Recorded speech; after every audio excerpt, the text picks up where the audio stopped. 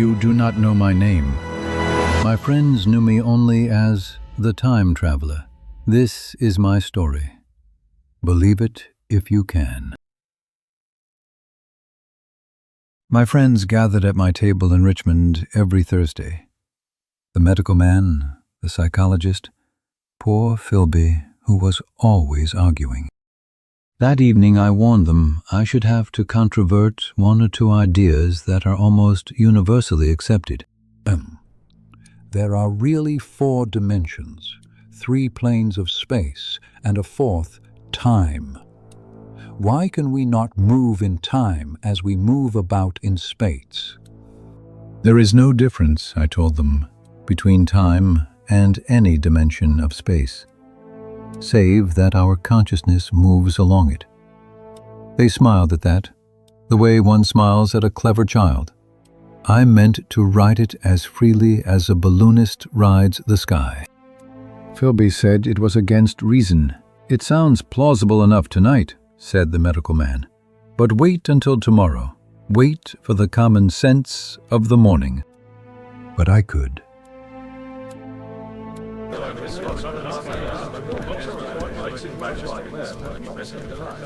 I returned with the thing in my hand, a glittering metallic framework, scarcely larger than a small clock, brass, ivory, and a saddle no bigger than a thumbnail. 2 years of my life had gone into its making. This lever, I told them, sends the machine into the future. This other reverses the motion. And this saddle, the saddle is for the rider. The psychologist himself pressed the lever. There was a breath of wind. The lamp flame jumped. The little machine swung round, grew indistinct, and was gone. Vanished. Philby said an unrepeatable word. The medical man stared at the empty table and searched beneath it. Everyone was silent for a minute. Into the past or the future? I could not say for certain which, but upon its full-scale brother waiting in my laboratory, I meant to find out. I was never more serious in my life.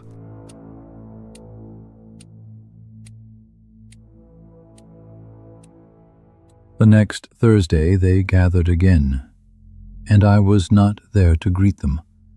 A note asked them to begin dinner without me. At 7:30, the door opened, and I know what they saw. My coat, dusty and dirty, smeared green down the sleeves, my face ghastly pale, and in it something no man gets from ordinary living. I could not speak until I had wine. I've had a most amazing time, I told them. This afternoon I have lived 8 days. Such days as no human being ever lived before. I saw disbelief settle over them like fog, and who could blame them? In that warm room with the wine going round, 8 days lived in a single afternoon was more than any sane man could grant me.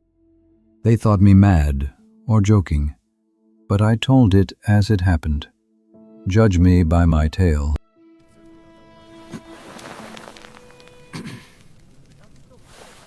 At 10 o'clock that morning, the first of all time machines began its career. I took the starting lever in one hand and pressed it.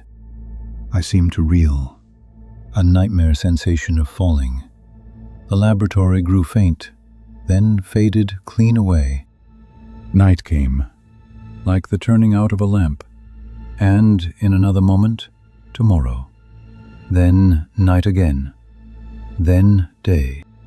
Great buildings rose about me, dim and fair as dreams, and passed like mists.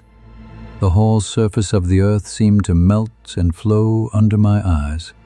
Architecture of ages assembling and dissolving in a breath. But stopping was the peril. To halt meant to put myself, atom by atom, into whatever the centuries had built in my place. Some age would have a wall, a tree, a hill of earth exactly where I sat, and I should be crushed into its substance.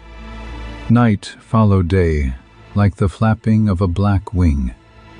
I flung myself into futurity. The dials raced.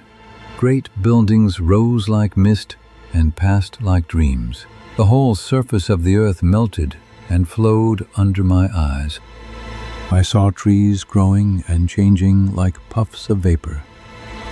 Huge structures rise up, faint and fair, and pass like summer clouds. And with the speed came a certain madness, an exhilaration, and a dread of stopping. For to stop meant putting myself, molecule by molecule, into whatever lay in my way. Then, like an impatient fool, I lugged the lever over, and I was flung headlong through the hissing air. Hail danced on the turf around me. I sat on soft grass in a storm, beside my overturned machine. In the year 802,701. And looming through the grey downpour stood a colossal winged sphinx of white marble, weather-worn, diseased with lichen, smiling, as if in mockery. When the hail passed, my fear stayed. What had I done?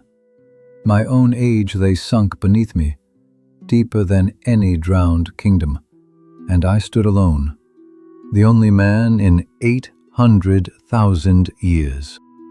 A great fear came upon me. What had mankind become? What if cruelty had grown into a common passion? I felt naked in a strange world.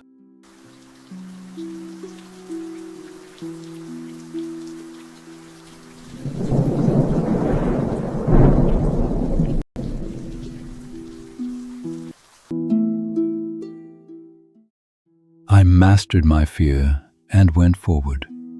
Through grass grown waist-high, past ruined arches wound about with ivy.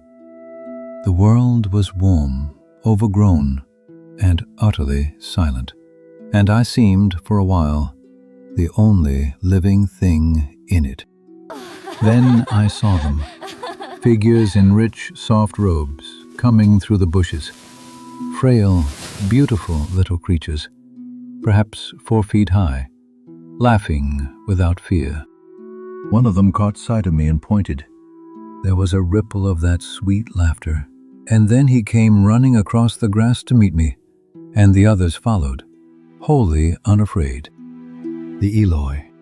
One of them came straight up to me, laughing, and touched my hands. Soft little tentacles upon my face and neck. There was nothing to fear in them. They showered me with flowers. They had come to wonder at me, not to question, like children round a new toy. They led me to a great ruined hall, its stained windows broken, its tables of polished stone heaped with strange fruit. We were all fruit eaters in that golden age. They crowned me with garlands while I ate, and I tried their tongue, a sweet, liquid language, like cooing. There is a law of nature we are apt to overlook, that intellectual versatility is the compensation for change, danger, and trouble. We are kept keen on the grindstone of pain and necessity. Here the grindstone was gone, and perfection had disarmed them utterly. They tired of everything within the hour. A question was a butterfly to them, chased for a moment and forgotten. And yet I could not help loving them a little, the way one loves children.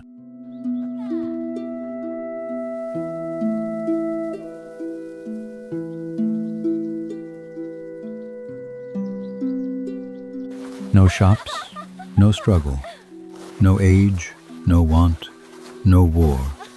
All the world had become a garden, and every mind in it had fallen asleep. From a hilltop that evening, I watched the sunset over the ruins. and I thought I understood. This was humanity upon the wane. We are kept keen on the grindstone of pain and necessity. Here, that hateful grindstone had been broken at last, and comfort had done its work. And a stranger thing, in all that garden world, I had seen no one old, no one sick, and nowhere, in any of my wanderings, a single grave. I found it away as one more charming riddle of the golden age. Strength is the outcome of need. Security sets a premium on feebleness. I stood there thinking myself very clever. Very simple was my explanation, and plausible enough, as most wrong theories are. Then I looked down the hill to the lawn by the White Sphinx, and the machine was gone. I beat the bushes round the Sphinx until my hands were raw. I shouted until the ruins rang with it. Nothing answered. Nothing had even seen. The bare truth gripped me by the throat. I was cut off from my own age, left helpless in a strange new world.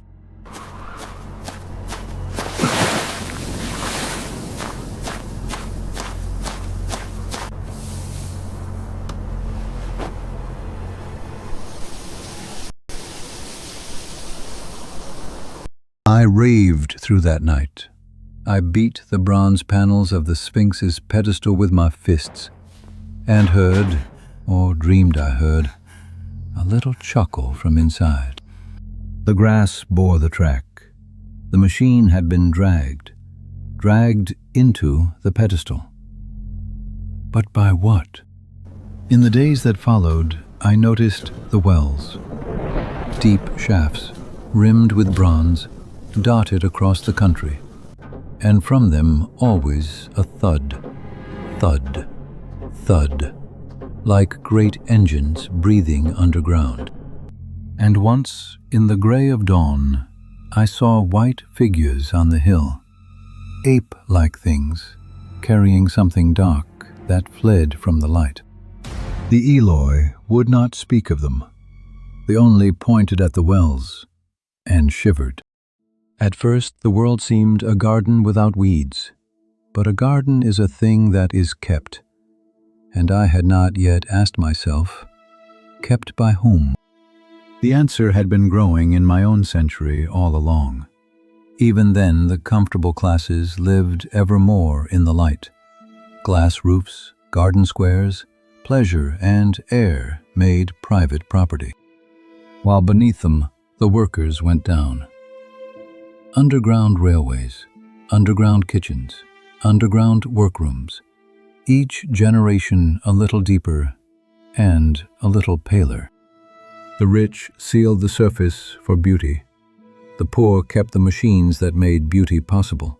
And somewhere along the centuries, the gulf between them stopped being a fence and became a fact of blood. 10,000 years of that. Marriage above, with only above.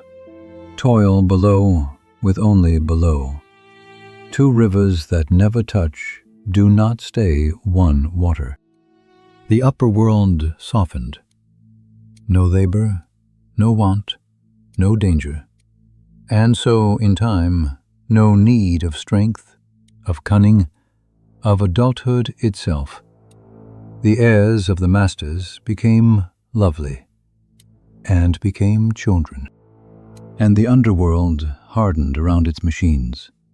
Eyes grew wide for the dark, skin forgot the sun, hands grew long and clever for ladders and levers. So the wells were not wells, and the towers were not towers. They were the breathing moths of a buried nation. I confess, the theory made a kind of sense. The haves above in the sun, the have-nots below with their engines. Mankind's oldest quarrel, settled at last. But it appalled me how far we had let it go. It was very neat. It was very wrong. But a detail gnawed at me. The Eloi were afraid, and masters, whatever else they forget, are not afraid of their servants. And meat is dear to come by, in a world with no cattle, no flocks, no fields of grain. And something in the dark, long ago, had learned not to waste anything at all. Then came the one small thing that made that world human to me. A little woman of the Eloi was drowning in the river, and the others watched and did nothing. I waded in and caught her. Her name was Weena. She followed me everywhere after that, garlanding me with flowers, slipping her hand into mine, like a child. But it was she who taught me fear. She filled my pockets with flowers whenever I let her. And when I struck a match, she would laugh and reach for the flame, as if it were some new white blossom. And I would catch her small hands and teach her to fear fire before it could teach her worse. At sunset, she would grow grave, watching the shadows lengthen out of the trees, and she would hold my sleeve with both small hands until the light was gone. For Weena dreaded the dark, and the moon was waning. Each night, the darkness came sooner, and with the dark nights, she whispered, came the Morlocks.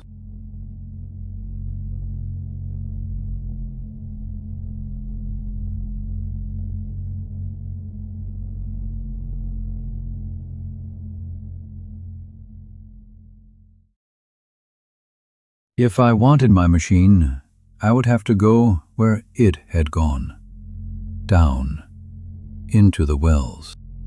I climbed over the bronze rim, into the throbbing dark.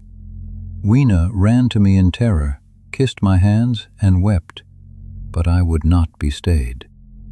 200 yards of blackness, down bars of metal that bent under my weight, and when my boots found the floor at last, I had 4 matches left in my pocket.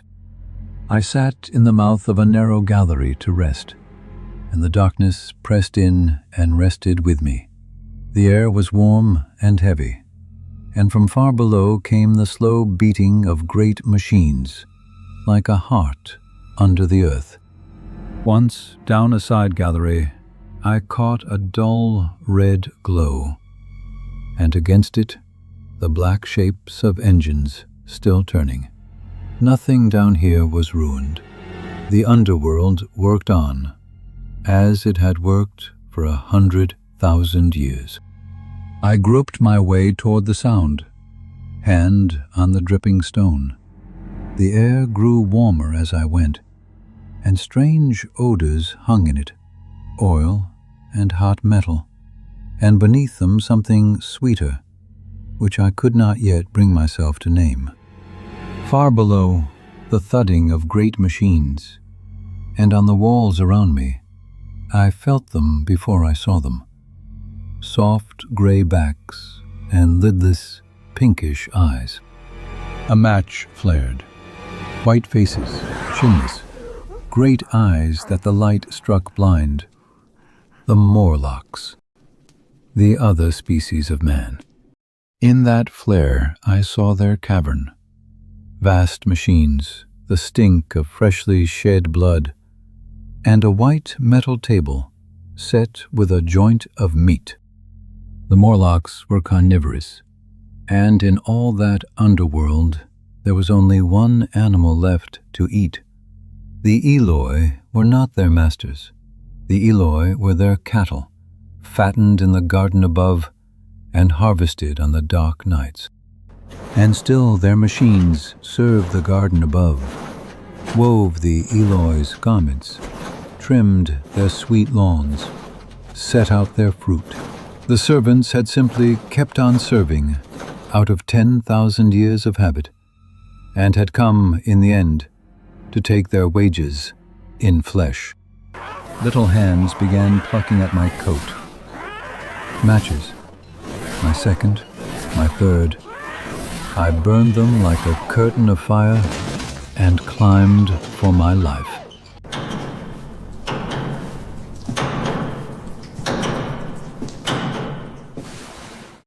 I needed weapons and a refuge. To the southwest stood a palace of green porcelain, and Weena and I set out for it. It proved to be a museum, a derelict museum of everything my age had been. 10,000 years of dust, skeletons of great beasts, machines rusted to lacework, a library where the books had rotted to hanging rags, the decay of every dream on paper. I lingered in the library, shelf upon shelf of blackened rag that had once been books, poetry, philosophy, the sciences, all rotted past reading. Somewhere in that mold, I supposed, were my own 17 papers on physical optics.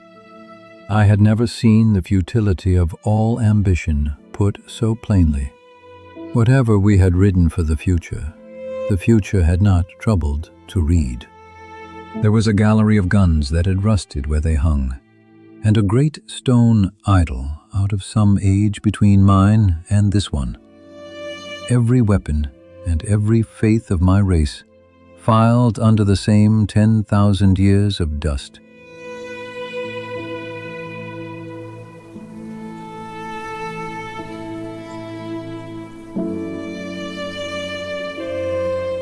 But in a sealed case I found matches, a whole box, dry as bone, and camphor, and from a broken machine, an iron mace from Morlocks' skulls. Armed with fire and iron, I could face the dark. We started home through the woods, and night caught us there. I lit a fire at the wood's edge to cover our retreat, the first fire that forest had ever seen. Weena wanted to hold the flames and laughed at them.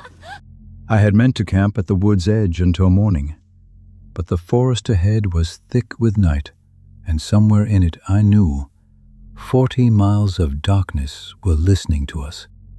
In the black of the wood, the pattering began. Hands touched my coat. Weena's grip on my fingers went slack. I struck a match. They were all about us, pale as worms in the flare. Weena was gone from my side. I made a stand, back to a tree, iron bar swinging. Bone gave under my blows. The dark came grasping back. And then, light. Not my match. The whole forest behind us stood on fire. My first fire had followed us, feeding on 30 years of fallen wood. The Morlocks fled blinded through the smoke, damned things stumbling into the flames. And I could not find her. I could not find Weena anywhere.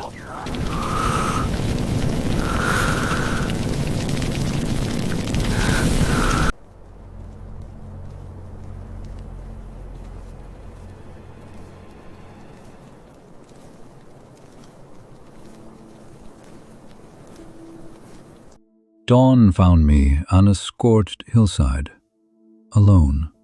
My matches gone, my iron bar bloodied, and in my pocket only the 2 white flowers she had put there.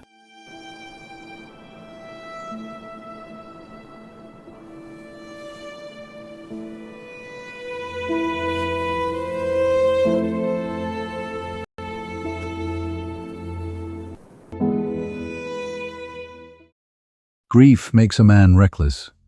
I walked back to the white sphinx, swinging my bar, and stopped. The bronze panels of the pedestal stood open, and inside, gleaming in the shadows, my machine, oiled, waiting. They meant it for bait. The Morlocks thought me stupid, and I laughed and stepped in to take it. The panels clanged shut behind me. Of course, I was in the dark, trapped, so they thought. But they had made one mistake. They had shut me in with my own machine. They came at me in the blackness, Soft hands, little teeth. I fought my way to the saddle by touch, struck the lever home, and their world fell away like water from a diving bird.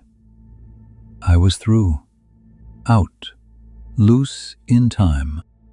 I sat gasping in the saddle, while their world boiled away beneath me. My hands, I remember, would not stop shaking. But in the struggle, I had slammed the lever forward, not back. I was not going home. I was going on, into the deep of everything.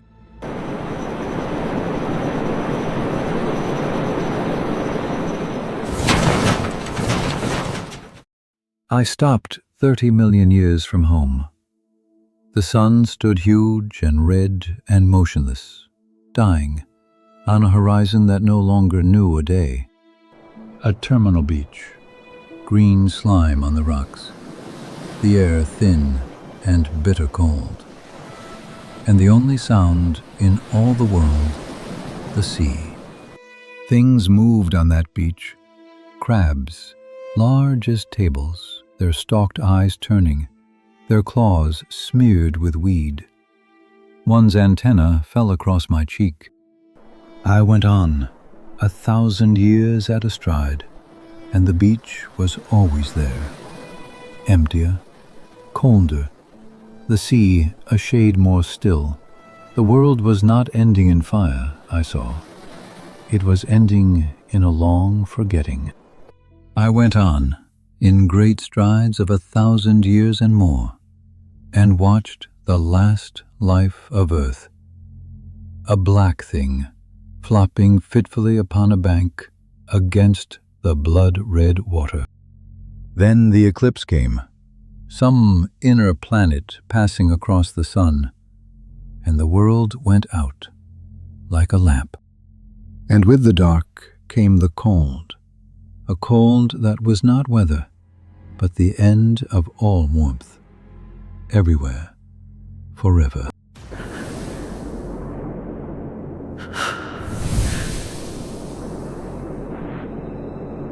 A horror of that great darkness came upon me. Enough. I turned the lever back toward my own small, warm age. The dials ran backward.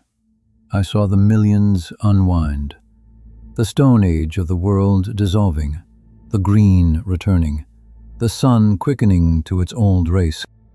Walls flickered up around me. My laboratory, built, unbuilt, and built again, hardening out of the gray. I stopped, and everything was as I had left it, save that the machine stood at the far end of the room, where the Morlocks had dragged it, inside the pedestal, all those 1,000 centuries away.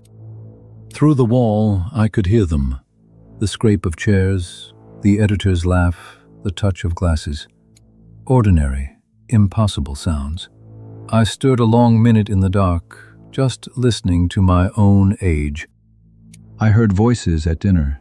I was dusty, starved, and bleeding. I went in to my guests. "That is my tale," I told them. 8 days lived in 8 hours. I cannot expect you to believe it. Take it as a lie, or a prophecy, as you will.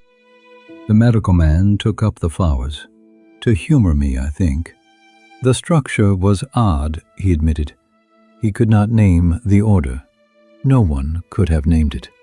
Nothing like them would grow for 800,000 years. Then I reached into my pocket and laid on the table 2 withered white flowers, of no kind that grows or has ever grown in this age of the world. Weena had put them there.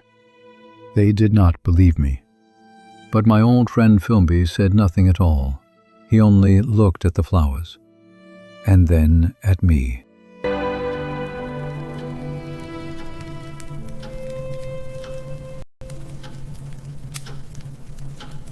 It is I, Philby, who must finish this story. I came back the next day and found him in the laboratory, one hand on the saddle of that gleaming thing of brass and ivory. "Give me half an hour," he said, laughing. "I know why you came. I'll bring you proof this time. Specimens. Wait for lunch." He was merrier that morning than I had seen him since his return. I have wondered every day since whether he knew even then that he did not mean to come back. I stepped down the corridor. A gust of air, a sound like broken glass, and when I opened the door, the laboratory was empty. A faint ghost of the machine hung in the air a moment, seat and rails transparent, and was gone. That was 3 years ago, and everybody now knows the time traveler has never returned. Where is he? Did he go forward, into the age of the dying sun, or back, among the blood-drinking savages of the unpolished stone? He thought, but cheerlessly, of the advancement of mankind. But if that future is so, it remains for us to live as though it were not. And I have by me for my comfort 2 strange white flowers, shriveled now and brown, to witness that even when mind and strength had gone, gratitude and a mutual tenderness still lived on in the heart of man.